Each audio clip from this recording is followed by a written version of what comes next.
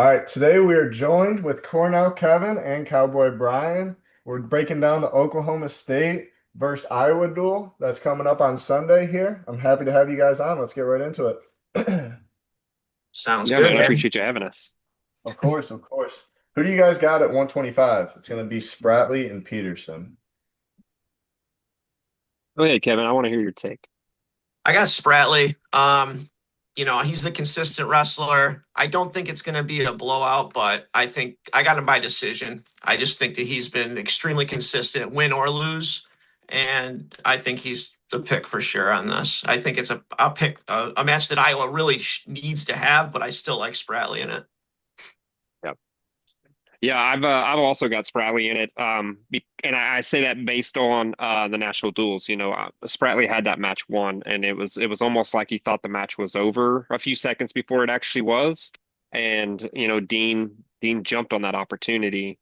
So this time I know Spratley's not going to make that mistake again. So I really think he's going to have the upper hand, and also I think it's going to be by decision. Yeah, I think you guys are probably right. Again, like Kevin kind of said, if Iowa wants to win this duel, they need to win this duel, or they need to win this matchup right here. So kind of just playing devil's advocate here, I'll go Peterson. I think it will be a tight match, and Spratley definitely could win this match, but it will be close, I think. Um, Yeah, let's put up Dean's the already one. showed that he could hang with him. Yeah, for sure. For sure. No, Dean beat a lot of good guys. I mean, he's never made the podium yet, but he's right there with all Americans and I think he can get it done against these guys for sure. Let's get into 133. Jax Forrest versus Drake Ayala. I think this match on paper, I don't know if I'd say on paper. I think a lot of people are saying this is Jax Forrest's next question. And honestly, I think Ayala's got a much better shot than people think. And I say that because I just watched Forrest get taken down three times by Seidel. And not that Seidel's not super legit, but if Jax Forrest doesn't get that 7 point move, and really an 8 point move because it was an escape to a 7 point move, he doesn't win that wrestling match. I think truly if they probably wrestled again, I probably got it Seidel 7 out of 10 times. What do you think, Kevin?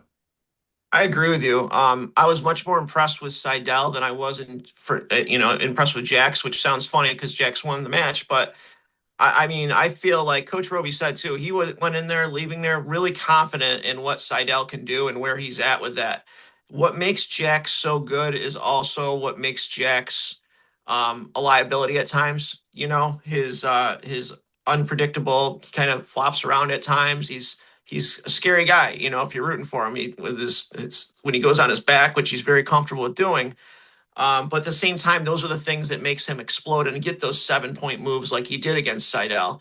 So one thing I'll say about Drake is, man, he's really been on the spot, in the past month. It looks like a totally different wrestler. I don't know if he was going through something or injury or what, but it seems to be there. He has that cleared up, and he's right in that upper tier with everyone. With that being said, I just can't. I cannot picture Drake winning this match. I'm going to go with Jack's decision, but I think it could be another pretty high scoring, fun match. What do you think, Brian? Yeah, so I think that Ayala gets left out a lot because he had kind of a rough start to the season. If you go back to the like national duels, Ronnie Ramirez took him to overtime. And I really thought he was going to pull that match off. So the Ayala we saw then is not the Ayala we've been watching the last couple of weeks. And he's been getting a lot of hate for it lately, but he's a tough kid, a real tough kid. However, I don't think he's going to have enough to beat Jax, but I don't think it's going to be like a blowout. I think it's going to be an exciting match, much like the Seidel match was. Again, I think if Iowa wants to win this duel, they need 133. Unless they can get bonus somewhere else, I think they really need this matchup to keep this within reach when you kind of get down to regardless if Angelo's wrestling or not. I mean, I think you need that one as well, but we'll get into that. But 141, it's gonna be Vega, and then who do you guys think is coming out for Iowa at 41 if Kale, Nasir Bailey's not there? Kale Peterson. Yeah, I Yeah. agree. Cal Peterson seems to be the guy. Yeah. Yeah, Which and he's a tough kid, don't get me wrong, but I don't think he's gonna I don't think he's going to hang with Vega. I'm really hoping Vega can bonus that match. Because of how strong Iowa's heavier end is, the bigger guys, like they've got a really tough lineup at the bigger end. I feel like anywhere that Oklahoma State can get some bonus points, they need to get it, and I feel like this is one of their opportunities. Yeah, I agree. What do you think, Kevin? Yeah, I agree. The thing with Vega is like he started the season out and he really was only bonusing Brock Hardy. Like he was not bonusing anyone. However, when you look at the last one, two, three, his last five matches, he has four bonus wins in those five matches. So, his one non-bonus win was against Echemendia, but he's bonused some decent people too. Like Tom Crook is decent, and he's major tech, major fall. So I think he's in line to have another bonus. I think that things are finally clicking for him. He's a little bit more confident on offense. And that's dangerous for everybody else in the country because he hasn't been taken down yet. And I don't know how you take I don't know how you take this kid down. So if his offense starts clicking and continues to go, and he's scoring on higher level guys, then he's going to be a huge problem for everybody. So I'm going Let to me go add to with that. yeah, I want to add to that I've been saying this for a while that he's like the greased up deaf guy of wrestling because he's from Family Guy, like he's just really hard to hold on to, and he's got a lot of heart. Like he finds a way to win. However, did you guys watch the Virginia Tech duel, especially Sergio's match?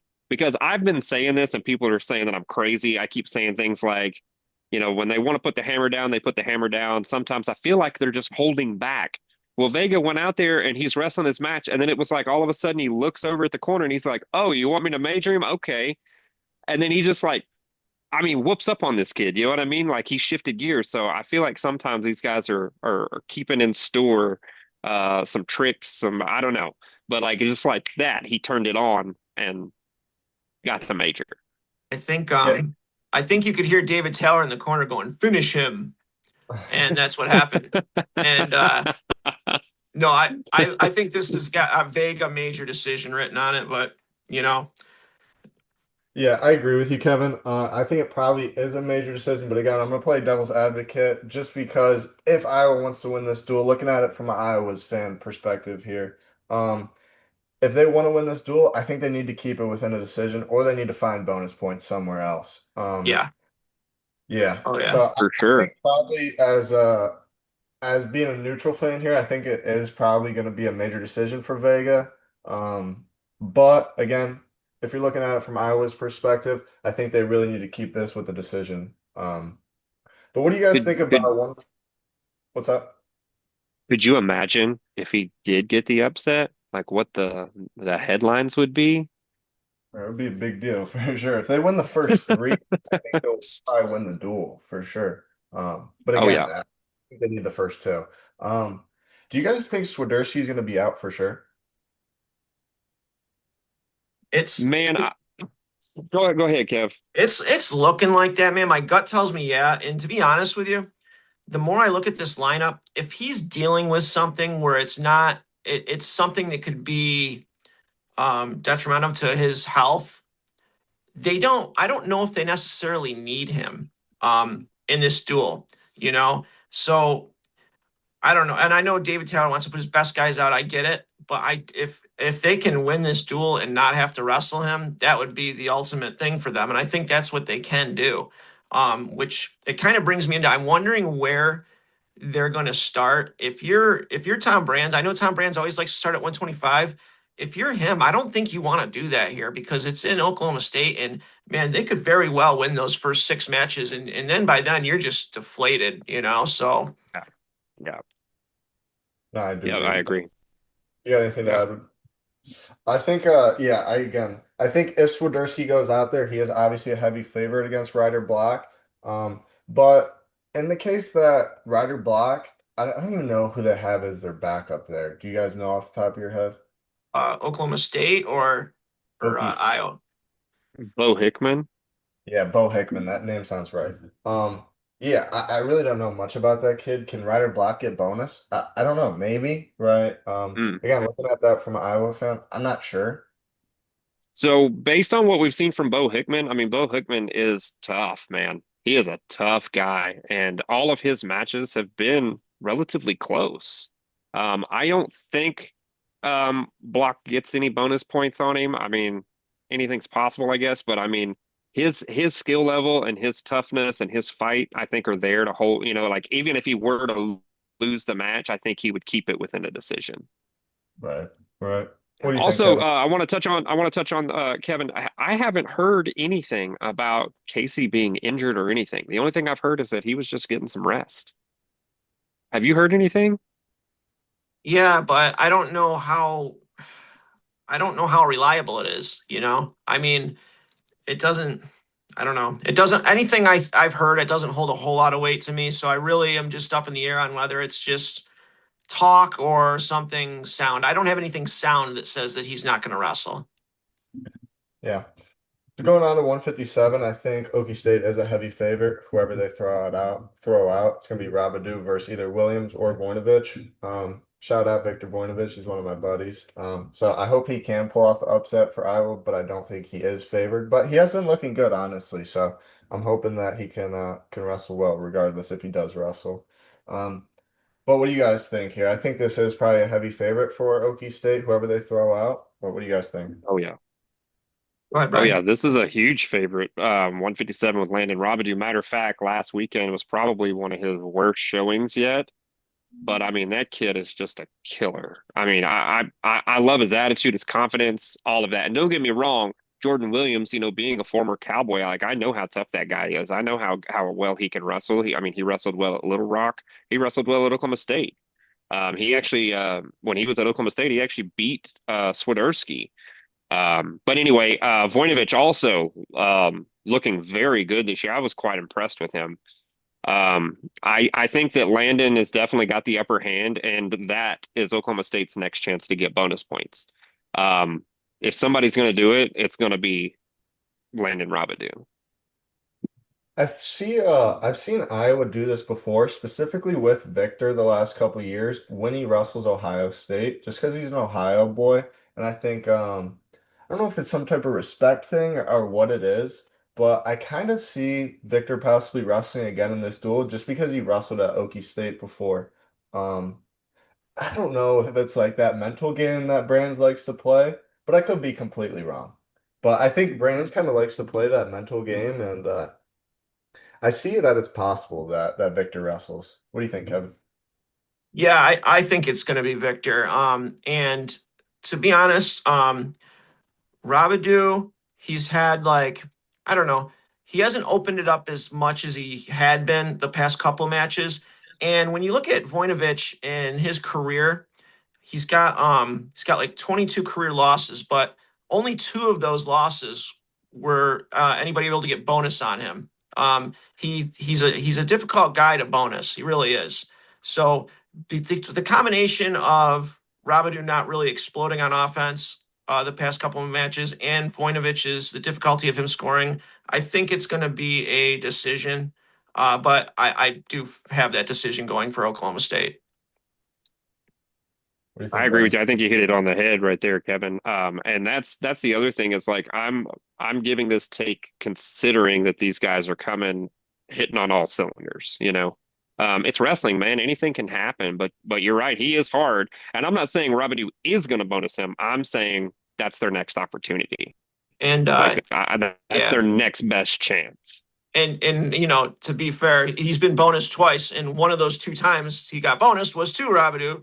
The first match of the year, or not the first match of the year, but the first in the duel, 16-5 was a major decision. I just think Yeah. that I don't know. I think that Voinovich is. I don't know. I just telling maybe there's nothing to it, but I just think that the match is gonna be a lot tighter this time around. Yeah, Yeah. I can see. Yeah, I could agree with that. Yeah. What do you guys think at 65 here? I think this is going to be the matchup of the duel personally. I think Michael Caliendo versus D Lockett. We've seen it already before, and I think Caliendo's I don't want to say on a slump. I don't know if that's the right word, but I did not man, I want to say I didn't expect him to not beat Joey Blaze, but I didn't expect it to go like that. Like I thought Joey like really put it on him um and I guess I just didn't. I mean, I know Joey's really good, of course, And he jumped levels every single year. But again, I think Caliendo might be on a little bit of a slump, and D's really, really freaking legit. So I think I got to go in D here. But what do you guys think, Brian? Well, I think that based on and now I've also heard that Caliendo potentially was ill or coming off of illness at the national duels, but that's the only evidence I've got to really look at.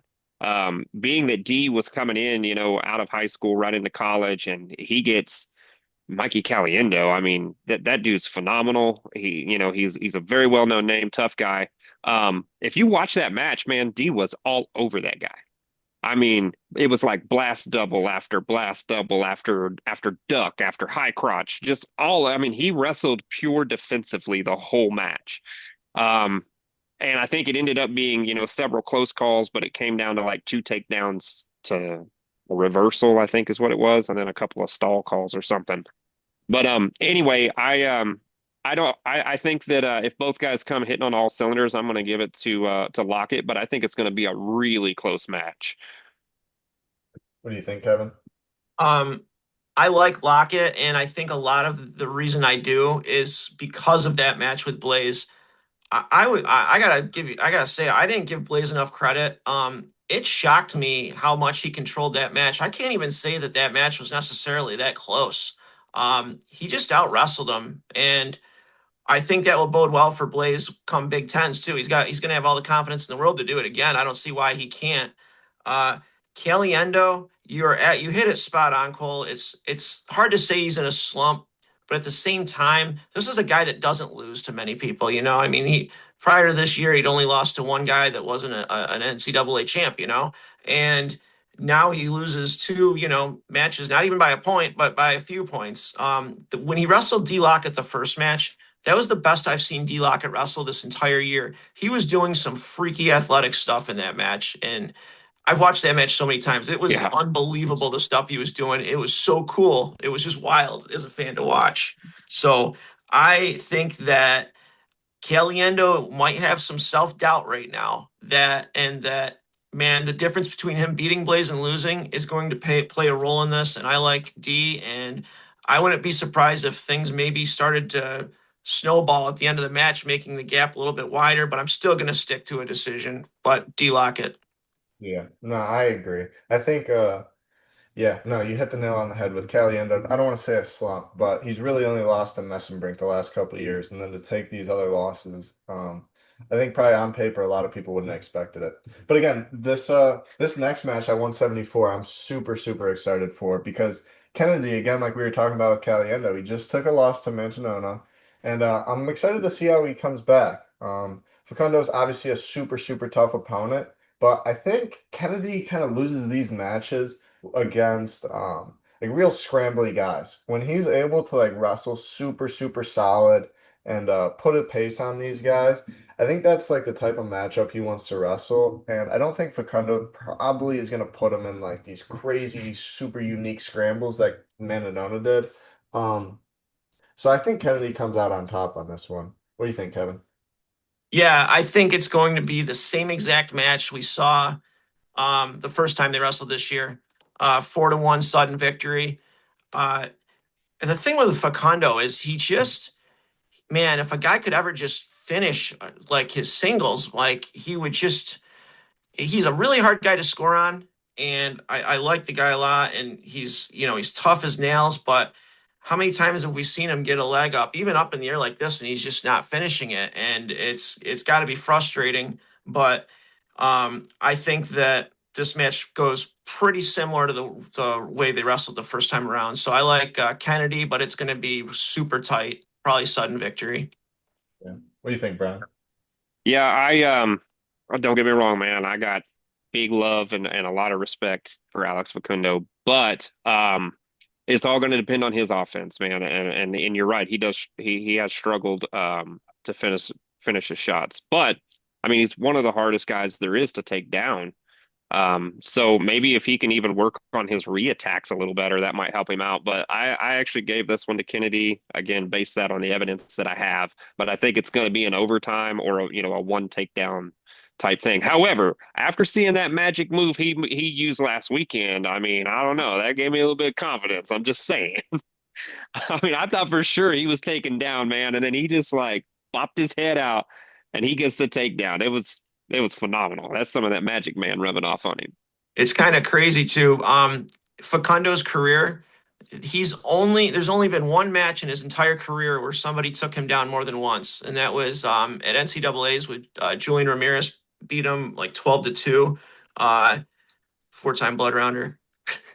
I know And that's yeah, nobody takes Facundo down twice, and that says a lot, man, because he's wrestled a lot of good competition. And even when he wrestled Simon Ruiz this year at National Duels, Simon beat him because of the mat. Simon had his leg, just like we talked about Facundo. He had his leg up in the air like that, and Simon's tall enough where he finishes those shots, and he didn't finish the shot. Um, so yeah, man, you're never gonna see, not never, but very unlikely to ever see somebody take him down more than once in a match, as history has shown. So yeah. No, I agree. Oh, Um, yep. think I don't know if we're gonna see Angelo or not. I think my personal prediction is I think we're gonna see Angelo come out at 84. I could be completely wrong on that, but I personally think they're gonna go Angelo at 84 and then bump Arnold up for 97, which we're gonna see in the postseason regardless. But if Angelo wrestles here at 84, I think they really, really need Angelo to win, obviously. And I got him winning this match, even with the foot, whatever's going on. I think he's taking this one. And again, Iowa needs this one. If you're an Iowa fan, you need this matchup. What do you think, Kevin? yeah, I agree 100% with everything you just said. Um, Iowa not only needs this win, but they need Angelo to be out on the mat. They need something to grasp onto right now, because right now things are just looking very grim to them.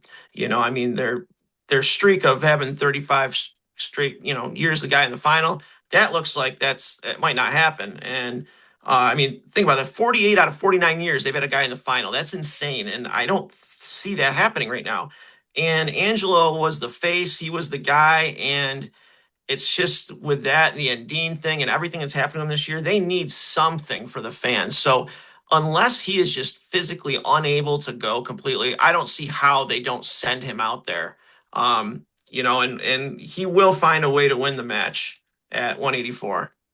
Yeah, on his knee or not, he will Yeah. probably find. What do you think, Brian? Yeah, similar. I mean, whether it's Ryder or Dobbs that goes,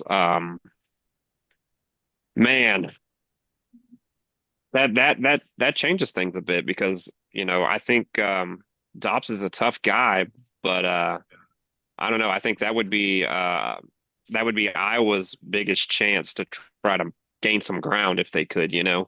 Um, but I mean, Trevor can wrestle with the best of them. He's a tough guy. He's had some really good close matches. As far as Angelo goes, as far as him even being there, I think they almost have to. I've seen it both ways. I've heard both ways that he's not going to be there. He is going to be there. So talking as if he is going to be there, I would give 184 to Iowa.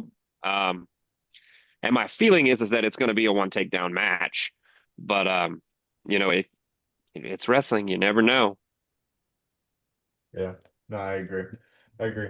I think again, we don't know who we're gonna see there 100%. My personal opinion is we're gonna see Angelo and we're gonna see Arnold up at 97. If not, again, Kevin, we were talking a little bit off camera that you thought that even if Angelo doesn't come out at 84, you believe that Arnold will still get the win over Zack Ryder, or if it's Dobbs. Regardless, Dobbs. Is it Dobbs? Dobbs? Stops. Yeah. DOPPS. Yeah, I think if Ryder was completely healthy, I wouldn't necessarily think that. But I just don't know. Maybe I'm different, but I don't have a whole lot of faith in Gabe Arnold because of his lack of offense. I mean, it's almost funny, man. Every time I see the box score of them, it's 2-1 every single time. It's like, dude, it's Yeah, not good. but he's got phenomenal defense though. I mean, he's hard to take down. Right. But I guess whenever he's wrestling a quality wrestler, I always would bet that the other guy has a better chance of getting the takedown than him, just because I don't know, man. He doesn't put himself out there. And if you don't put yourself out there, you're just not giving yourself a chance. And that's something I really just hope changes in this sport in general because we just got too many of those matches this year. I mean, I don't ever want to see a match that doesn't have one takedown in it. Um, Yeah. but Yeah, I think Yep. coming from a wrestler's perspective, I think the reattacks are so big nowadays. And you've heard people talk about it where if you really put yourself out there and it's not a great shot, like a lot of guys are really going to make you pay for it. And I think some guys, and I don't want to say this in Arnold's case necessarily because he's just done it for so long, but I think sometimes in these bigger matchup, guys are like, well, like if I miss this shot, like there's a chance that, you know what I mean? Like this could be wraps. I give up a takedown and like I'm not even gonna get a shot in overtime. And I think again, kind of like you said, it does make it boring for us fans. But I think as a current wrestler, I do kind of understand it just with just reshots are so big nowadays. So that's just to counter you honestly a little bit. But I do 100% agree that the matches are boring somewhat this year in that sense. But let's see. At 97, I think it will be Arnold or it will be Samson, I believe, because I think Ludington's out of dates. Is that correct? yeah, Yes. yeah, that's correct. Okay. Yeah, so I think if regardless, it will either be Samson or Arnold. I think they'll go with Arnold. And I was gonna lose here. So I think it's gonna be Okie today, Cody Merrill. Kind of next question. But I am interested to see how he does at 97 if he is up there. What do you guys think?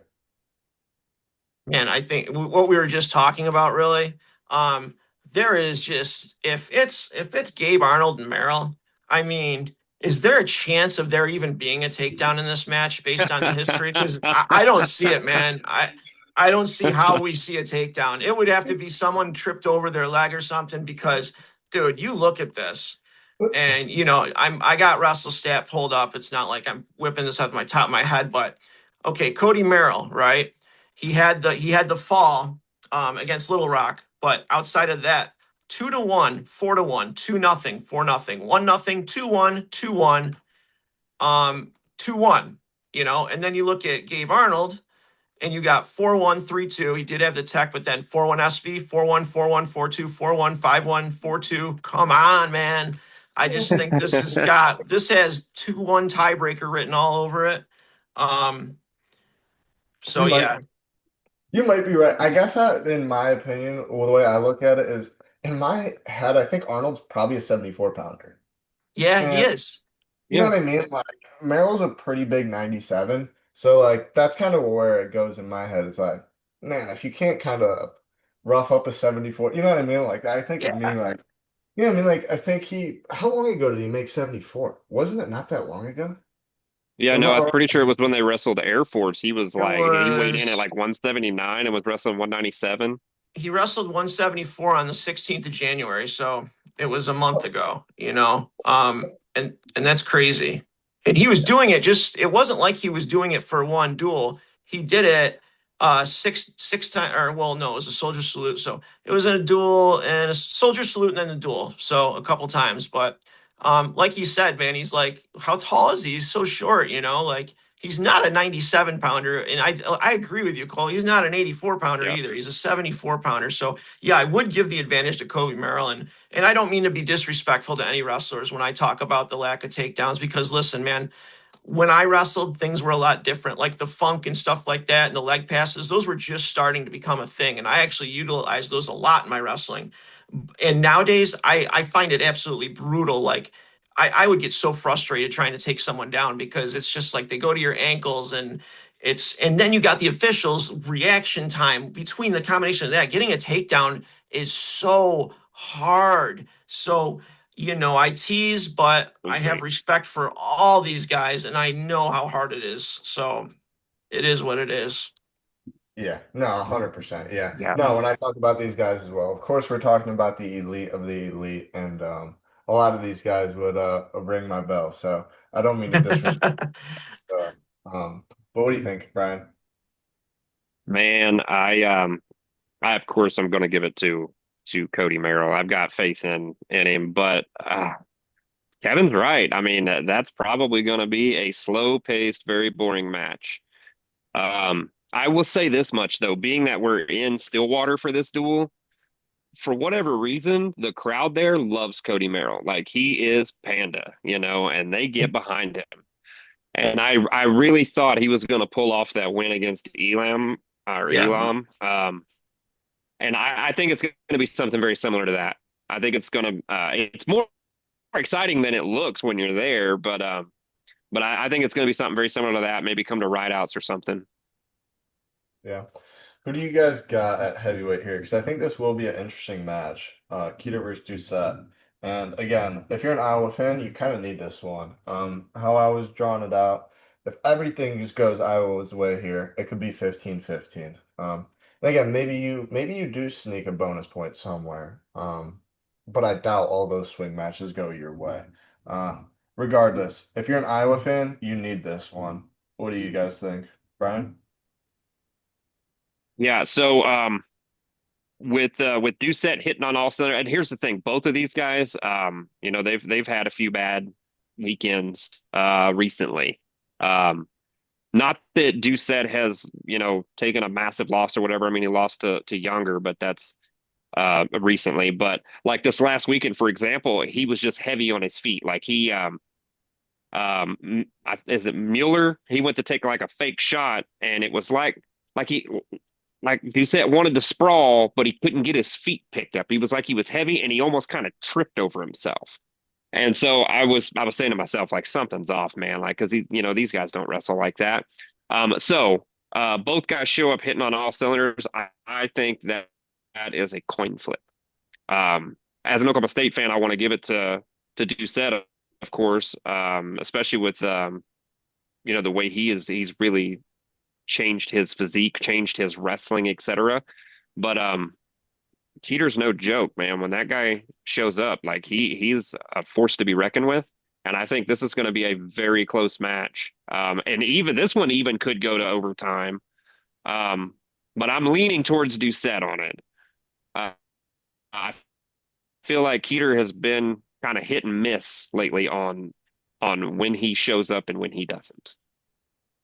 Kevin, what do you think?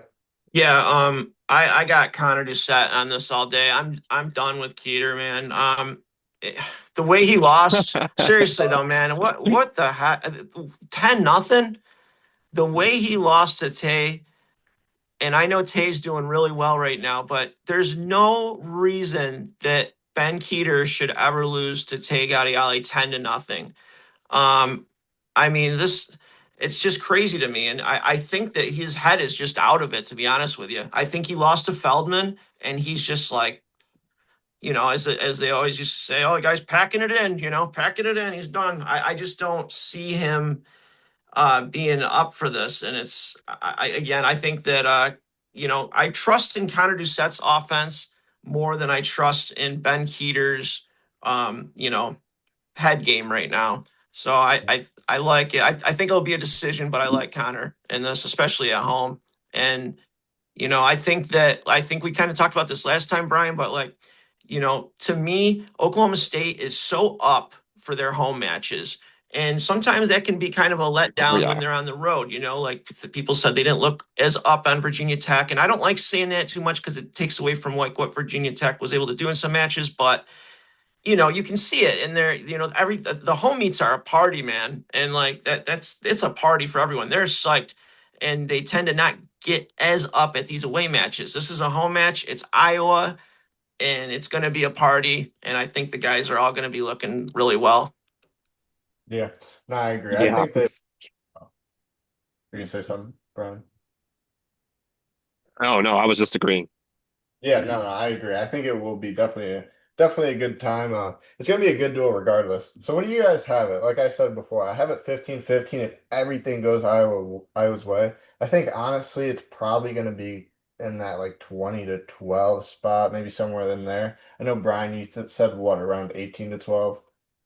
I think that's Yeah, probably I've right. got it 18-12, and I was being pretty generous there, but yeah, I gave them 18-12 Yeah. for I think Oklahoma it's State.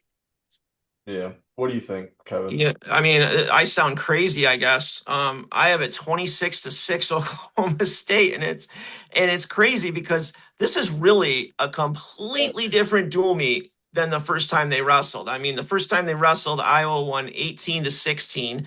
They gave up a forfeit at heavyweight. It was 18-10. They gave up the forfeit, right? And but when you're looking up and down this lineup, now you have Jax Forrest where you didn't before. But on the other hand, Drake Ayala is wrestling a heck of a lot better than when he wrestled and he lost in sudden or he won in sudden victory over Ronnie.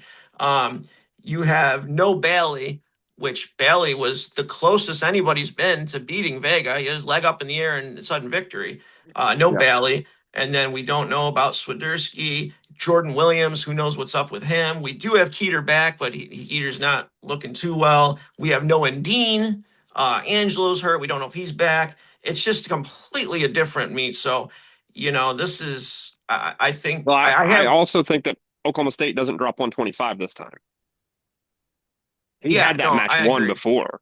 Yeah, I think it's just, I'm not gonna, especially being Oklahoma State. I feel at first I was like, but now I'm feeling good. 26-6, I think.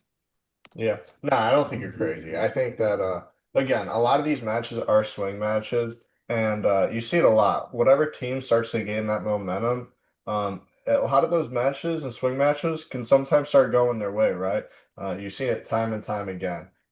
And I agree with you 100%, Kevin, when you said that they don't start at 25. Because if you start at 25 again, I think they possibly couldn't win a match until if Swiderski doesn't wrestle, I think they're probably pretty favored there. But even if, let's say Swiderski wrestled, I think they're not favored to win the first five. Excuse me, the Yeah, first six. The first yeah, First six. six, yeah. yeah. I mean, I got 19-0 for the first six. It could very well be 19-0. I mean, I'm not saying it very well could be because I'm not. It's not like I'm picking all these right, but according to what I have, 19-0, and then you find yourself in a sudden victory match with Kennedy and Facundo, and it's 19-0. And I mean, do you know that it's not impossible? It's not impossible that this could be a shutout. It's not impossible. Yep. It's Yep. not. It's not likely, not by any means, but it's not out of the realm. And that in itself is crazy. That was the clip right there, Well, hopefully. yeah, and look at what happened with like Iowa State. That's a Like, good one right there. like Maybe Oh when man, my Iowa buddies are gonna hate me. No, it's all good. They know. Believe me, they know. everybody expected the Iowa State duel to be much closer than it was. And I mean, it really looked like it was going to be a shutout. Granted, they were all 4-1 matches, but every swing match at home went Oklahoma State's way. Like that crowd got behind those boys, man, and I mean, they did what they do. So something like that could very well happen here. Wow, that would just be, Yeah. and Well, I actually like Iowa guys. Like, I went to my first NCAA tournament I went to was in '95, and I was real young. I went with my dad, and it was in Iowa, and it was one of Gable's last years, and it was the coolest thing ever, man. I got to see the first four Hodge Trophy winners, because it was Jaworski, Kerry McCoy, Mike Ironside, and Les Gutches, and I got to see McElravy lose his only finals match. It was the coolest NCAA's, but the whole Iowa thing, I loved it, and I think that I root for Iowa to be good because it's good for wrestling if Iowa's good, right? Oh yeah. So I might sound like a hater when I'm doing these picks, but I'm just keeping it real. But I like Iowa, and I hate the a lot of the banter going back and forth and stuff. But I want to see them do well, and I know that they do have a lot of just crappy things happen to them, and some of that's self. They do it themselves. Some of them not. I don't know, but hopefully they pick things up and get rolling. You know what's crazy to me is that a bad Iowa team is still better than most teams. Like that's how tough this team is. Like we're talking about a bad Iowa team that's what, like number 5 in the country? Like I mean, it's that's crazy. But I am also an Iowa fan, not just Iowa. I like Iowa State and UNI too. I'm a wrestling fan, period. So when yeah. Iowa does well, wrestling does well. Yeah, No, I I mean, agree. Well, yeah, no, I think it's what were you gonna say, Kevin? No, go no. ahead. Go ahead, go ahead. I was just gonna say that like I kind of made a video about it, kind of poking at Iowa fans, but I think it is kind of true where I think they have the most amount of money in college wrestling, and it almost makes you wonder, like, man, the best you guys can produce with all that money is you know what I mean, what you kind of got out there right now. And again, that's no disrespect because they have a lot of really, really talented wrestlers. They are good through the lineup. Um, just what you'd expect.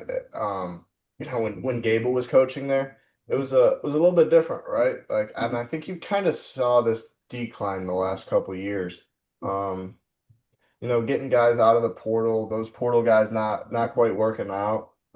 Again, this is no disrespect, but I just think that I don't know what needs to change there, and I kind of want to finish it off with that. What do you guys think needs to change in Iowa? Is it a coaching situation? Are the Brands too stuck in their old ways?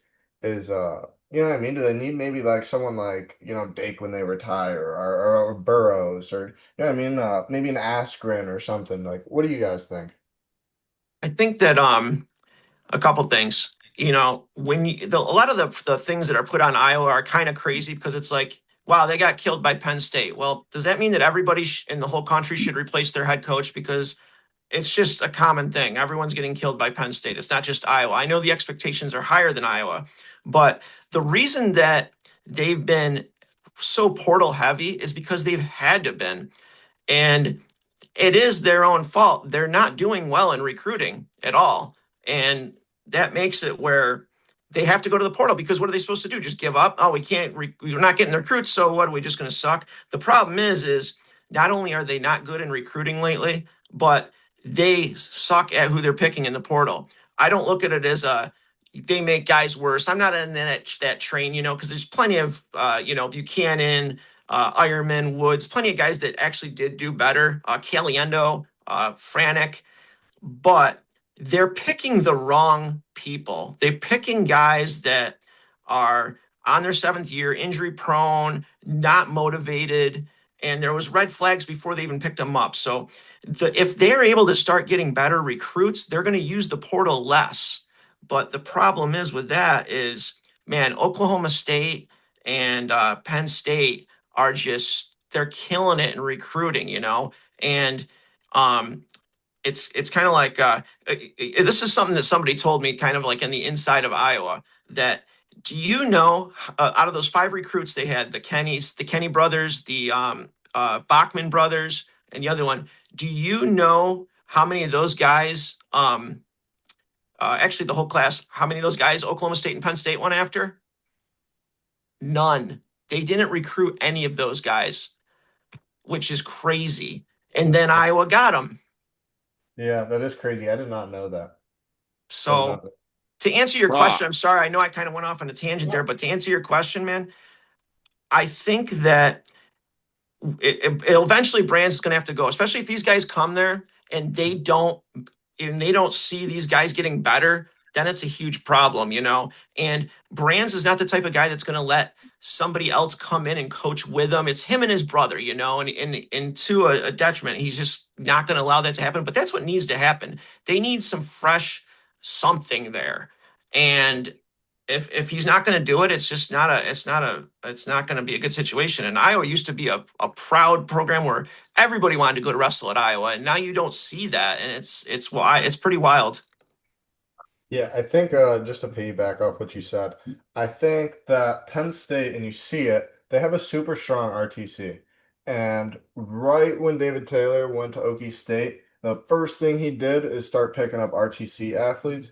And not that I don't want to sound like Iowa has a weak RTC because they actually did good at Zagreb.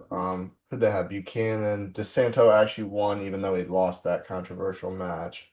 Um, well, Spencer won. He broke Roman's ankle. Regardless, I don't want to say that their RTC is bad. I just think Okie State is. I think they Lee just put a Buchanan and lot more DeSanto. emphasis.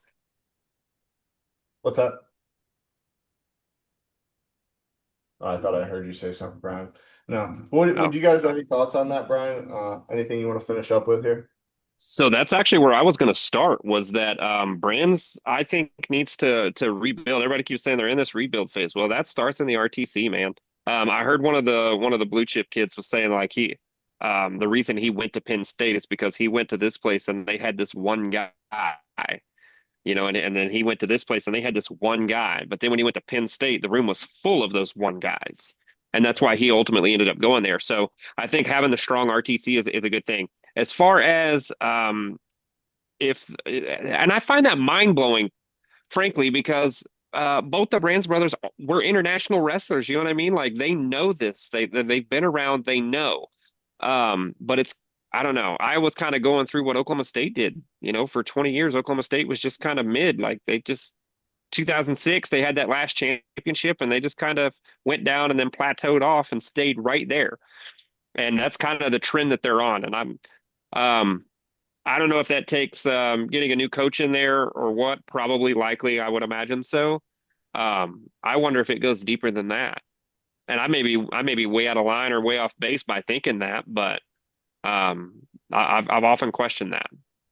Yeah, Cole, RTC, man, you bring up a good point. RTC, that's where it's at, like, and it's not, like you said, it's not that they have bad guys, but what are they doing? Why aren't they going out and wrestling more? Maybe this is the start of it. I hope so, because you have to do that. It's just a whole nother part of recruiting. And Yeah. and they're so stuck on having like the talk is, after the Brands retire, they want to get another Iowa coach in there. Man, that would be such a huge mistake. An Iowa guy, I'm sorry, an Iowa coach doesn't make any sense, but an Iowa guy in there. Don't do that. Don't do that, man. Just stop it. And I know Bob Nichols is like, when Brands leaves, my money's done. That's not true, man. If you get a Kyle Dake in there, Bob Nichols is like, Yeah, so that's just my opinion. yeah, no, Yeah. I agree. And I guess I'll finish with this because it just made me think of it. I think you see a lot of these really, really high elite top athletes that I guess do the best in folk style in some ways is they have international goals outside of collegiate wrestling. And I think that kind of plays a factor, right? If you know that you want to be a world champ or an Olympic champ, and let's just use Jackson Joy the other day because I was talking to him. He was like, well, I have Vito Arujau, I have Yanni Diakomahalis, I have Meyer Shapiro. It's like, well, like, oh, like that makes sense why you'd want to go there. You know what I mean?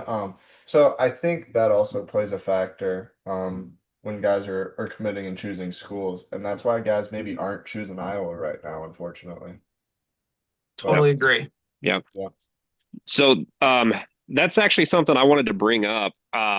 You don't really hear about like we hear about the 10 starters typically, but you don't really hear about the guys behind the scenes. Like for example, I have a friend that wrestles at Oklahoma State, JJ McComas. He is a homegrown guy. Cole, do you know who that is? Do you know who I'm talking about? no, I Okay, don't so know. McComas came out of Stillwater, went to the same high school D Lockett went to. Phenomenal wrestler, like phenomenal. This guy was like a runner up at Super 32 twice. Won Fargo and Greco. Like this dude is legit, right? His redshirt year last year, I think he went 10-2. Like I mean, it was great, with tournaments and all. Um, I want to give a shout out to them because you know, JJ, for example, is a 33 pounder who wrestles 141. You know what I mean? Like the work that these guys put in, and they don't get the spotlight quite like these other guys do. And I feel like them, the Bo Hickmans of the team, those guys deserve to have some recognition because that's part of like it comes to the RTC and then it comes to workout partners. Um, and those guys, man, they're legit. And you got a guy like JJ McComas who's ready to step in at any minute. I mean, that is a bad dude. You know what I mean? Like he is a force to be reckoned with. All of these guys are. I mean, that's a room full of just phenomenal wrestlers. You know what I mean? Like, but anyway, I just wanted to touch on that and make note that guys like him definitely deserve more credit than they get. For sure. Well, Absolutely. yeah, it was fun doing this, guys. I really appreciate it, Kevin, Brian. This was awesome. Oh yeah, man. Yeah. Anytime, man. It was my pleasure. I love talking wrestling. So happy to do it. Thanks for having me. And anytime, man. I'm always open for something like this. So and you're doing a wonderful job, dude. You're doing a fantastic job. You're getting great interviews. You're very good at interviewing. And I'm happy to promote your channel and everything you're doing, man, because just keep up the good work. Thank you so much. Brian, you got anything before we finish up here?